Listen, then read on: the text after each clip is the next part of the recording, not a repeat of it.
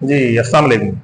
तो last video के अंदर हमने इस बात को स्टडी किया था कि हमारे पास एक्चुअली में स्केलर्स क्या होता है और हमारे पास एक्चुअली में वेक्टर्स क्या होता है। तो जो मेजर डिफरेंस है स्केलर और वेक्टर के दरमियान में वो हमने स्टडी कर लिया है। सही, अब हम चल रहे हैं इससे आगे। मैंने आपको बताया था कि आपका जो सिलेबस है उसका मैक्सिमम पार्ट वेक्टर्स को कवर करता है। तो स्केलर्स को समझने के लिए बस इतना याद रखें कि उसका मैग्नीट्यूड रिक्वायर्ड है और यूनिट रिक्वायर्ड है। बाकी आगे जब हम डॉट और क्रॉस प्रोडक्ट को स्टडी करेंगे तो उसके अंदर भी हम इसको पढ़ेंगे, लेकिन अभी हमने ज्यादा जो है ना वो वेक्टर से फोकस करना है। सही, तो आ जाएंगे वेक्टर के ऊपर।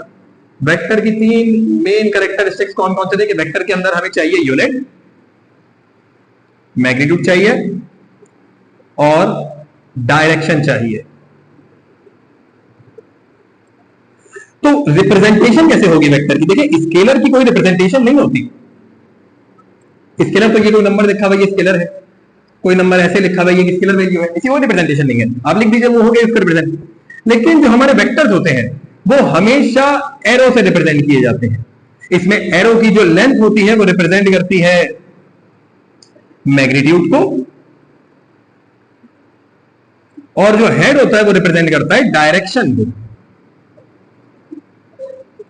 लेंथ जो है वो वेक्टर की रिप्रेजेंट करेगी मैग्नीट्यूड को, और जो एरो का हेड होगा वो रिप्रेजेंट करेगा डायरेक्शन को। सही, तो जब भी हमारे पास एक वेक्टर बनाया जाता है तो उस वेक्टर को हम किस तरीके से इन दी फॉर्म ऑफ वेक्टर लिखते हैं। देखिए आपको मैंने बता दिया कि वेक्टर हमेशा जो है वो एक स्ट्रेट लाइन होगी जिसका एक एरो हेड होगा।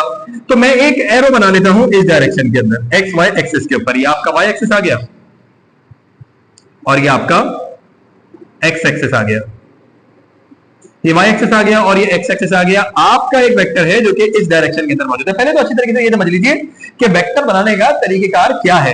याद रखिए कि वेक्टर बनाने का तरीकेकार, वेक्टर का फॉर्मूला, मान लीजिए कि अगर आपके पास एक ए वेक्टर होगा तो रिप्रेजेंटेशन ऐसी है कि आपने ए लिखा और ए के ऊपर एरो लगा दिया, रिप्रेजेंटेशन हो गई ए वेक्टर की। फॉर्मूला है वेक्टर बनाने का x2 minus x1 i plus y2 minus y1 j।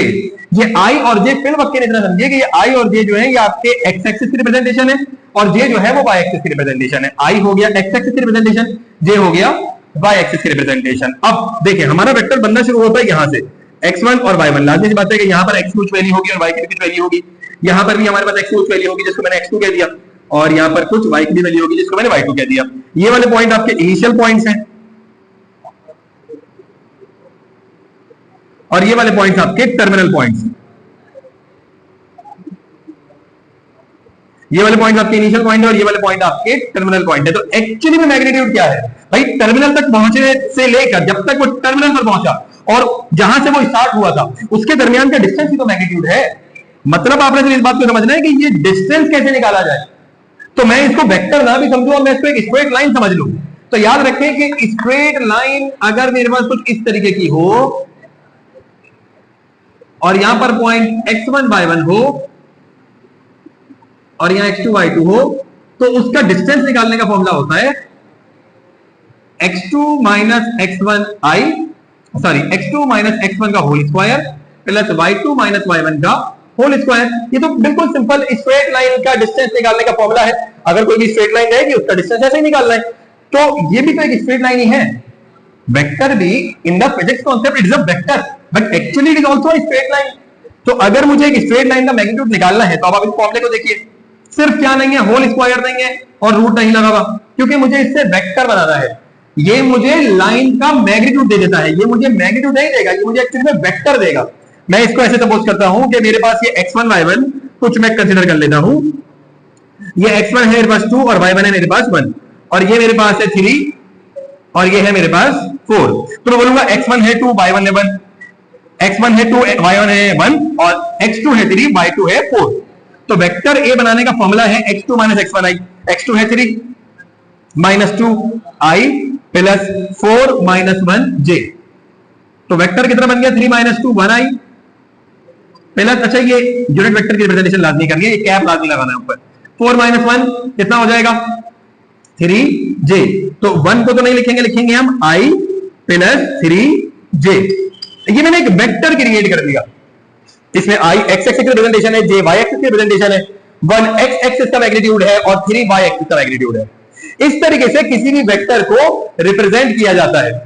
तो जब हमने इस तरीके से किसी भी वेक्टर को रिप्रेजेंट कर लिया तो कहानी तो समझ में आ गई कि वेक्टर को रिप्रेजेंट कैसे करेंगे।